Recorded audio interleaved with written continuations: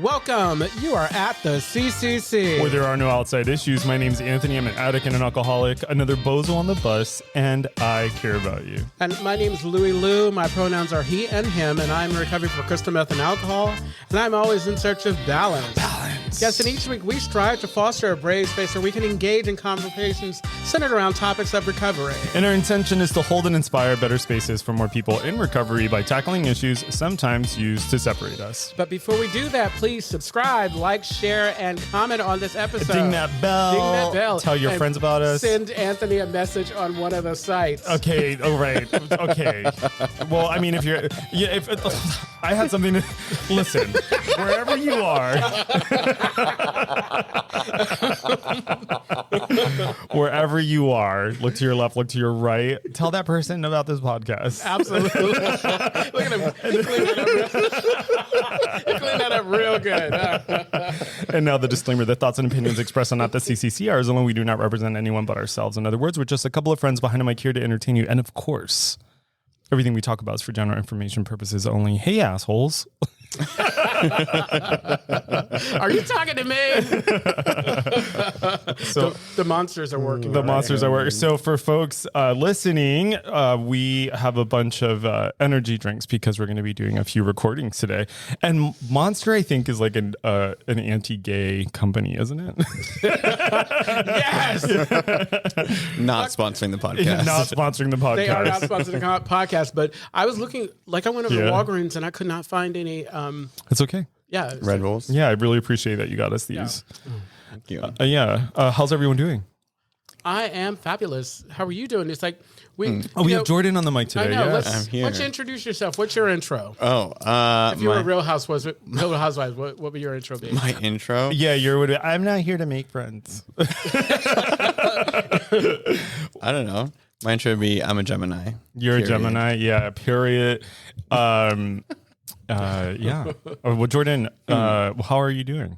I'm good. I was just in Houston over the weekend for a gay soccer tournament. Oh, word. How did that go? We took third. You're No gay? shit. I'm very gay. We took third, and Houston has a cute little gay Easter party called Bunnies on the Bayou. Oh, that's super cute. And so all the gays were little bunny outfits and oh, that's pretty adorable. around this little river in downtown Houston. Did you have fun? Yeah, it was good. It was Had a good cute. time. Did you have fun? I did. Oh God, Yes. stop. Yes, but It was very cute. yeah. That's really cute. That's really cute. You know, it's interesting. Well, I won't even go there. I was gonna say I really miss playing soccer with you guys. You don't can always come back. I don't. I was just gonna say I don't fucking have time to scratch my own ass. I'm his personal assistant. Yeah. I was looking Louis at your is like, schedule. no, we're not doing that. This. Nice try. What was nice about traveling with all my soccer friends was that I told hey, I'm sober, just so you know, this is the expectation, managing expectations. I'm not drinking. I'm not doing any drugs.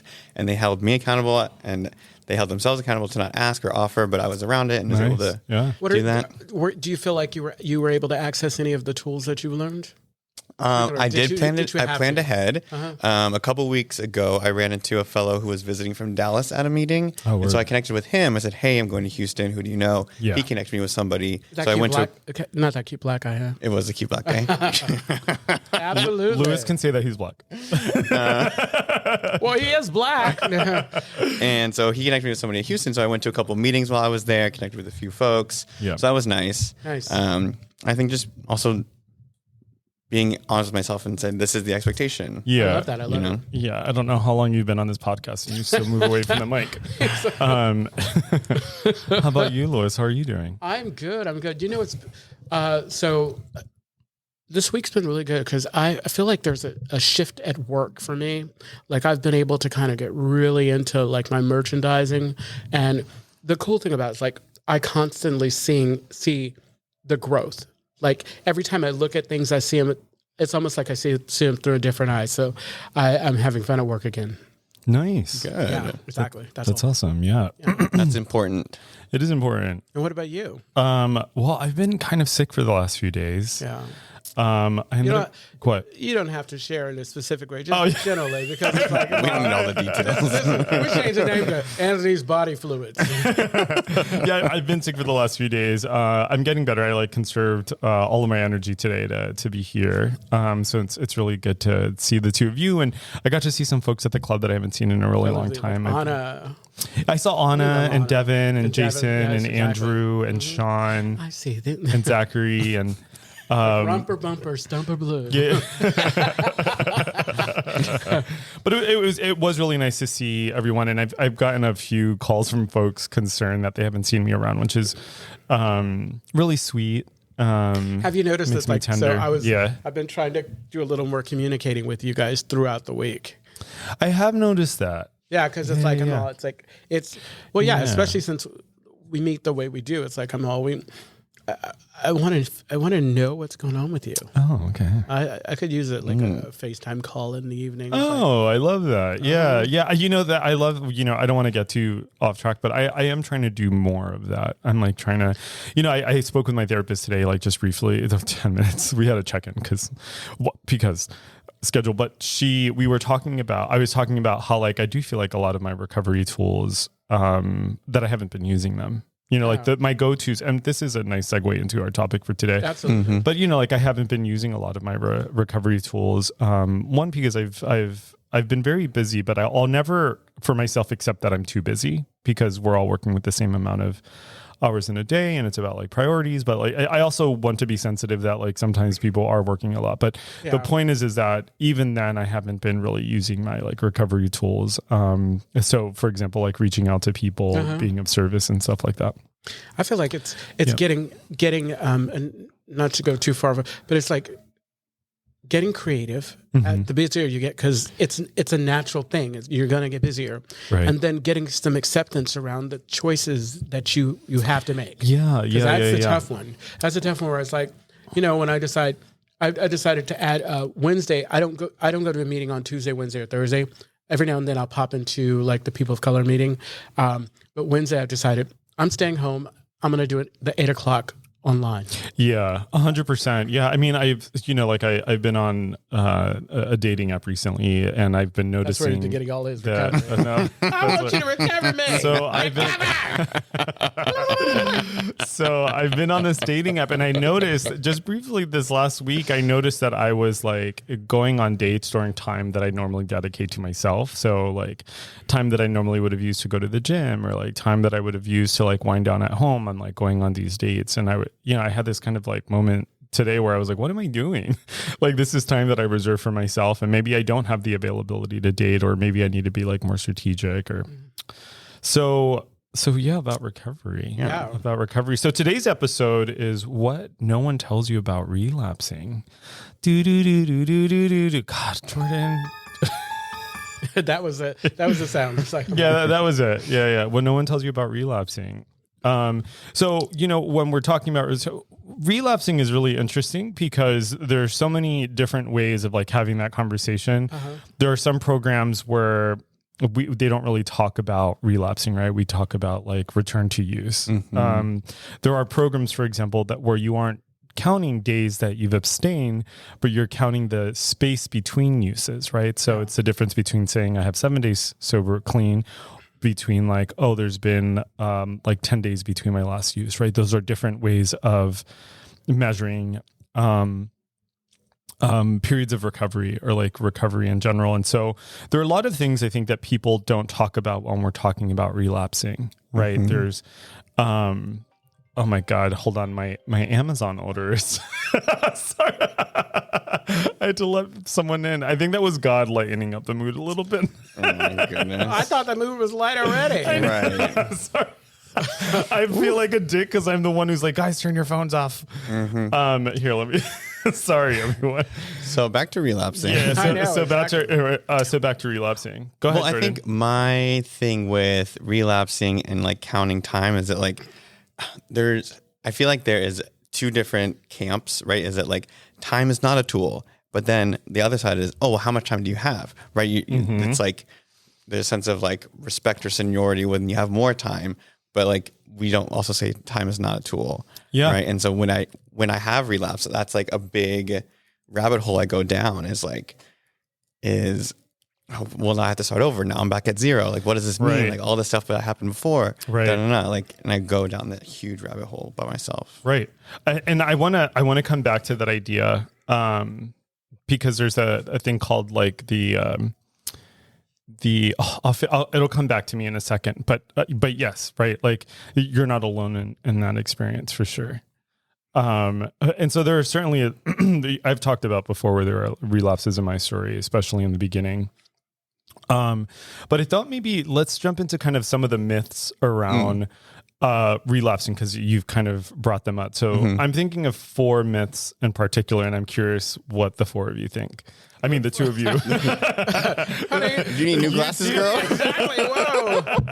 This monster is real good. Ooh, that tastes real good.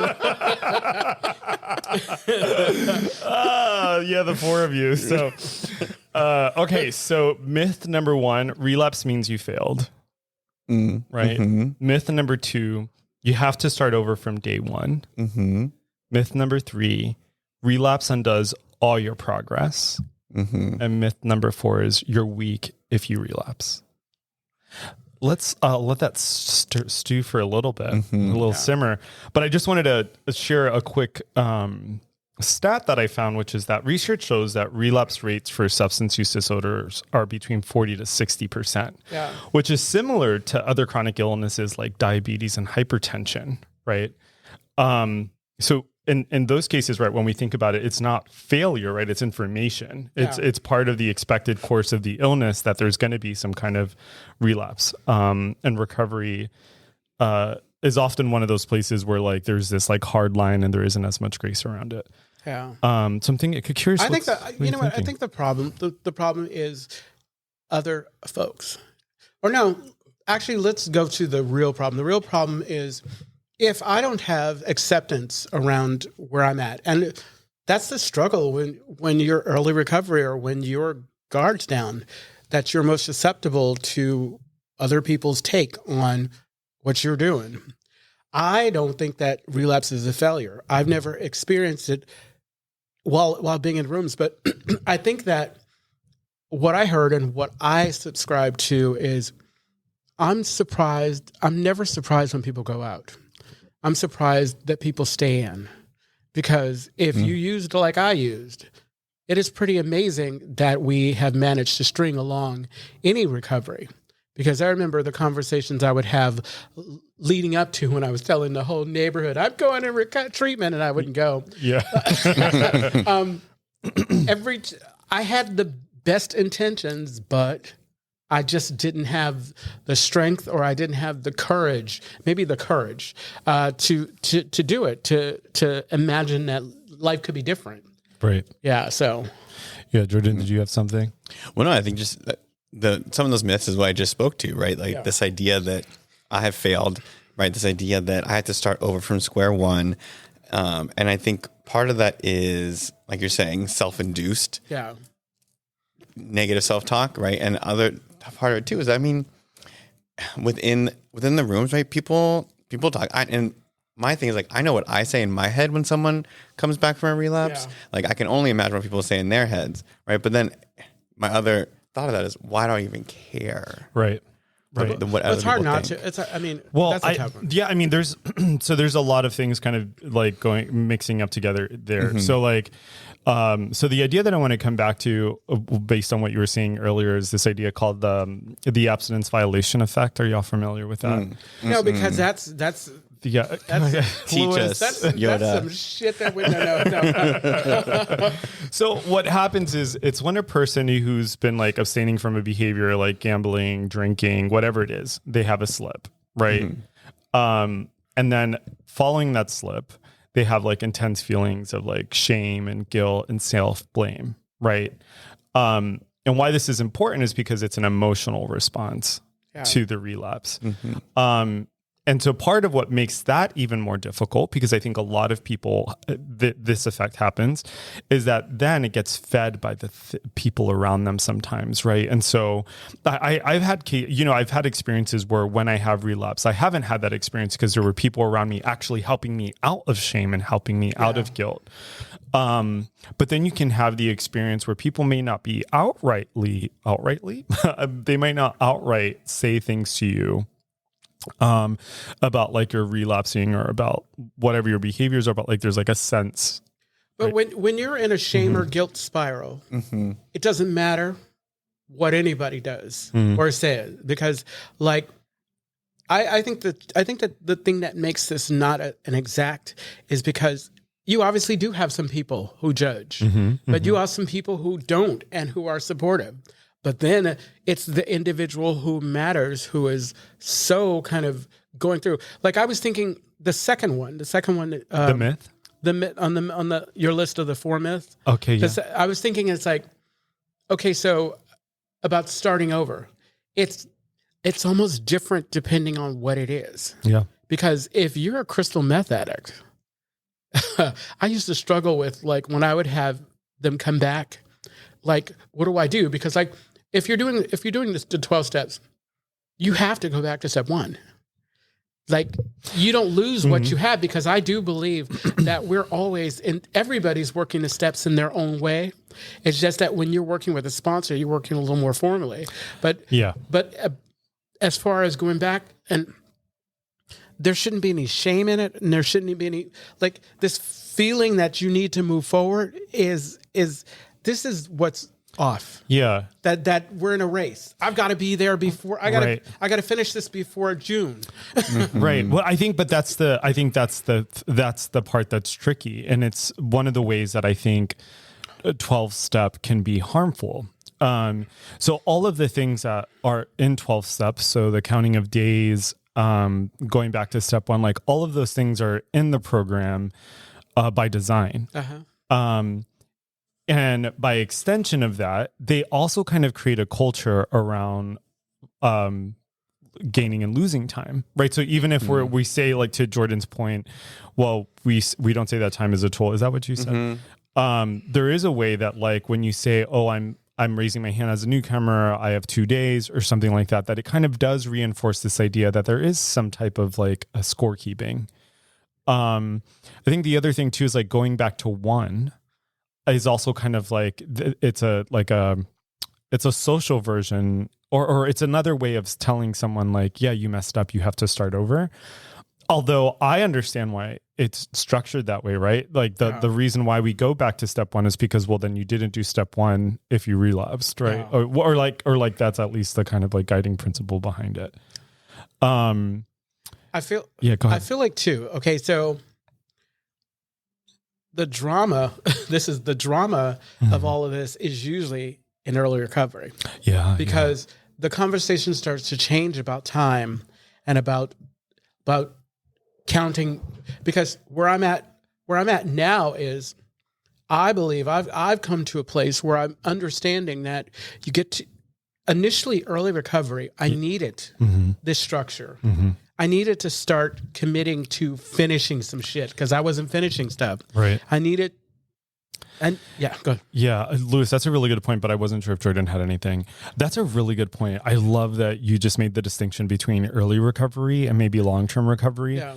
Because in early recovery, and this is both my like experience and what I've also seen professionally, is early recovery is when all of the guardrails, all of the routines, all of the kind of like heavy lifting is so important in the very beginning, especially if you're returning from like a return to use or if you're coming into the program for the first time. That time becomes so crucial on one end because like neurologically you're going through withdrawal, you might be going through post-acute withdrawal. There's a lot of stuff going on. So you need something that makes you safe, right? And so in early recovery, that's when all of that stuff does feel really fresh. Yeah, exactly. Like all of the different the details about like time. And it's unfortunate, but you have to give yourself time. And when you get to a place where you realize I can do whatever I want in this. Like, the most freeing thing about this recovery is that I don't have to do anything I don't want to do. I get to do it. I choose to do it. And I think that this is the unfortunate thing, or whatever, when someone's struggling with the idea if they want to do it or not. Because I think in the book, that's another big part. It's like when they talk about working with others, it's like, there's always this undertone, like it's serious business, but you need to make sure the person wants to do it. Yeah, 100%. And it's like it's like, okay, so 12-step is flawed. It's not the perfect or whatever. Yeah. But for those that are wanting to do it and are wanting to do the work and they get past it, then the gift is that I look back on it and say, oh, this is easy. This was I made it difficult. Yeah. Well, going back to the idea of the abstinence violation effect, the way it's usually experienced is like, it's, that guilt and shame and all of that stuff that follows. The part that gets really tricky is like, that's the way of kind of like punishment, like self-punishment. And that rather than see it as a slip, it's seen as something kind of like more universal or true. And so then a person's like, well, I blew it. I'm a fucking failure. Like, why am I even bothering? And then that just leads to like either a longer relapse or a return to use. Also, something else is very different depending on how attractive you are. What are you saying right now?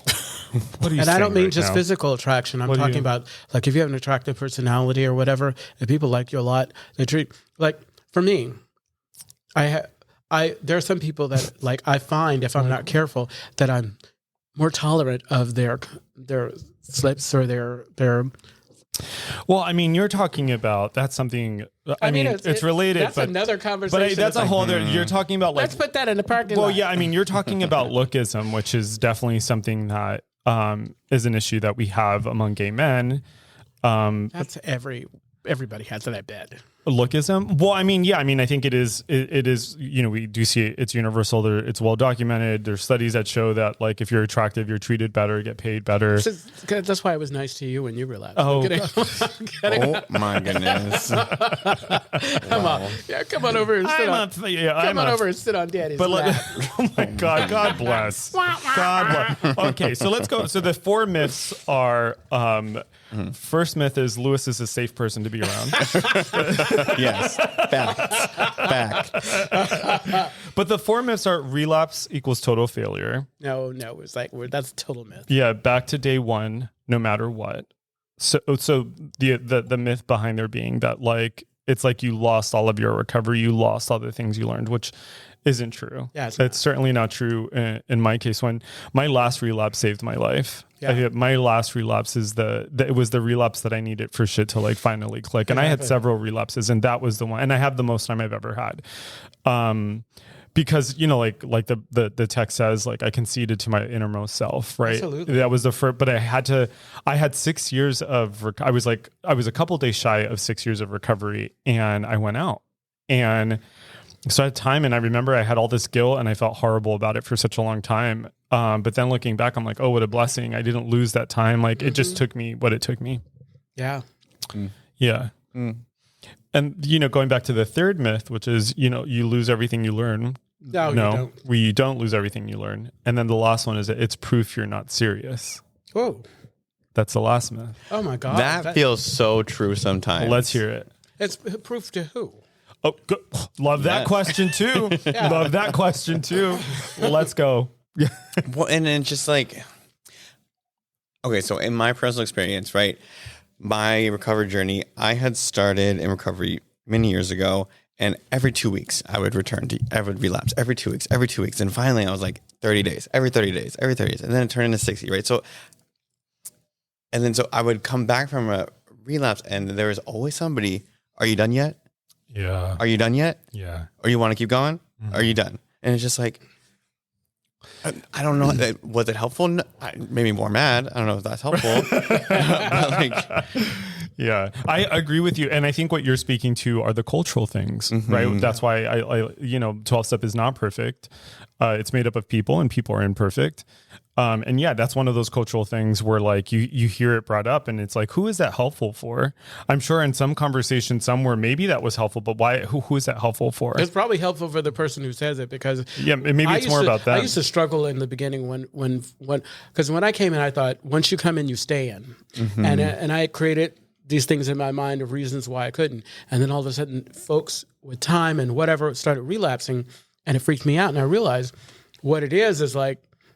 The more uncomfortable I am, or the more I am not able to kind of show up in a way that is healthy, it has to do with my fear around relapse. Yeah. Has nothing to do with the person who's relapsing, has everything to do with me. And so, like I've talked about this before, there's a Monday night relapse prevention meeting, CMA. Sometimes I have to take a break because I need to make sure that I am not judging people or imposing my my stuff onto someone else. This is their humanity. This is their experience. It's like, it does not mean they're not serious. It does not. And even if they aren't serious, it's not for me. Like, if I'm okay, then I'm focused on the shit in my hula hoop, Yeah. That's right. Yeah. That's right. And so maybe we can transition the conversation a little bit about like what relapses sometimes Bonnie look Violet like. said you can't say that. She did. And that was years ago. But where is she now? Oh, my goodness. We miss you, Bonnie Violet. I feel like Bonnie Violet, I think Louis set me up for that. And he's going to make a soundbite of it, and it's going to... It's going to be my ringtone. Yeah. Where is she now? So there's some research by a scholar, Melamis, from 2015 that outlines relapse as happening in stages, right? So Melanie says there's an emotional relapse before there's a mental relapse. Absolutely. And then there's a physical relapse. Right.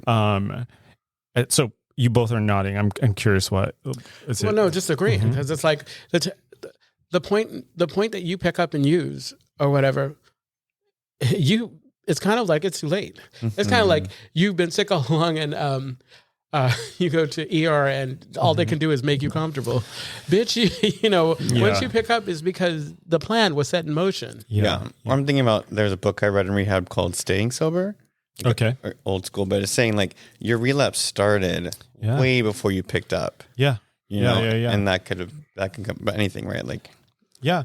Yeah. And just to cite the paper, it's called Relapse Prevention and the 5 Rules of Recovery. Melamis and the second author, I think, is Bile. So going back to this idea, yes, right. But we can also see it in behaviors, right? If I look at my own behavior, I started to remove myself from community. I wasn't keeping up with my commitments. I wasn't taking care of my health, right? Like I was starting to prioritize other things. Specifically in my case, I would prioritize hooking up or like meeting with guys and stuff like that. I know what I'm saying. Louis just gave me a look. I'm in another program. So the relapse does happen ahead of time. My mom says, my grandmother says, oh my God, el peligro no viene sin aviso, which means that for our Latinos listeners. So basically what that means is that harm doesn't come without warning, right? And I think it's the same thing for relapse. Yeah. By the time, before a relapse happened, there was a lot of stuff happening beforehand. Yeah. Okay. So I'm wondering. Yeah. Yeah. Yeah. Yeah. Okay.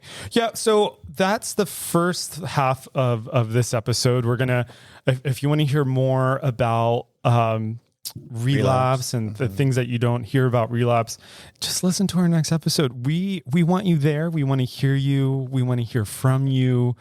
So come back. Yeah. So the Castro Country Club is a safe and sober community center for all people and a refuge for the LGBTQ recovery community. We provide programs and services that help change lives by supporting personal growth. And our vision is to reduce the suffering of addiction by connecting people to community opportunity and support. You can find more information, including all the ways to contact us at www.castrocountryclub.org/podcast. Come back now. Yes, and tune in. Y'all come back now. New episodes are released every Monday. Monday. Yeah, definitely Monday. Monday. Yeah. Okay, we'll see you soon. We love you. Bye.